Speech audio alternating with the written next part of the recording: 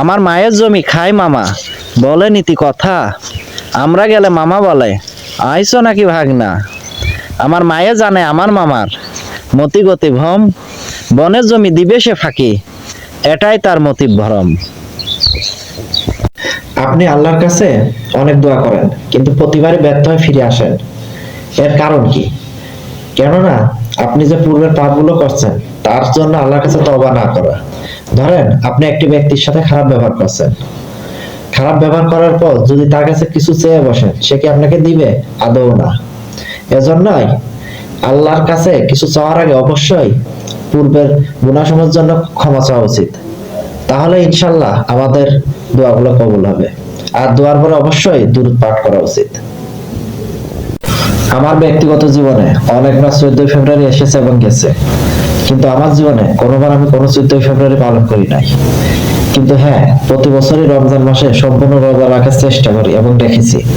এবারও রমজান মাসে সম্পূর্ণ রোজা রাখার চেষ্টা করবো ইনশাআল্লাহ, কারণ এটাই আমার ইসলাম, এটাই আমার ধর্ম। আলহামদুলিল্লাহ। আলহামদুলিল্লাহ, এই বছর মাহে রমজানে দেখা পাবে ইনশাআল্লাহ। আজকে রাত থেকে সেহরি খাওয়া। আপনারা আমার জন্য দোয়া করবেন যাতে 30টা রোজা রাখতে পারে এবং এই বরকতময় রহমত মাসের এবং নাজাতের মাসের ওসিলায় নিজেকে যেন নাজাত করতে পারে। সবাই আমার জন্য দোয়া করবেন এবং আপনারা যেন সহি শুদ্ধভাবে 30টা রোজা রাখতে পারেন, সেই দোয়াই করি। আমিন। সফল হওয়ার দুটি মাধ্যম আছে, যে দুটি কাজ করলে সফল হওয়া যায়। একটি হচ্ছে সঠিক লক্ষ্য নির্ধারণ করা, যা তুমি করতে চাও। আর একটি হচ্ছে সেই লক্ষ্যে সঠিকভাবে কাজ করা।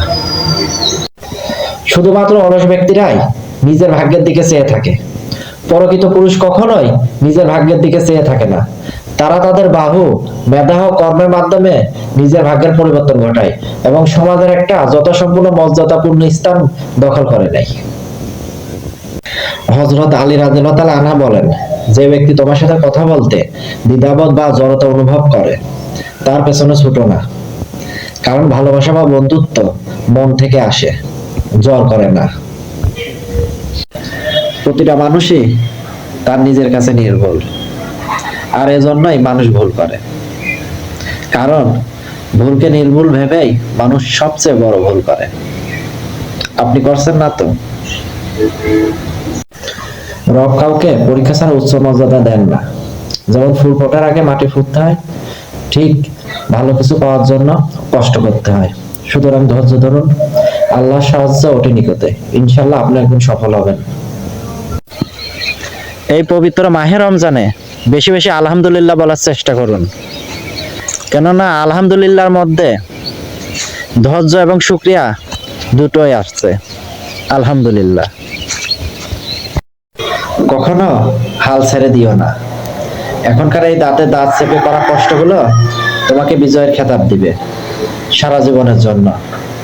এজন্য একটু কষ্ট করে ধৈর্য ধরো, শেষ হাসিটাই তুমি হাসবে ইনশাআল্লাহ। জ্ঞানীরা কখনো তর্ক করে না, কিন্তু আবার ভুলেও যায় না। প্রকৃতি যেমন সময় মতো তার প্রতিশোধ নিয়ে নেয়, জ্ঞানী ব্যক্তিরাও সময় হলে ঠিকই তার প্রতিশোধ তুলে নেয়। মূর্খ আর জ্ঞানীর মধ্যে এটাই পার্থক্য।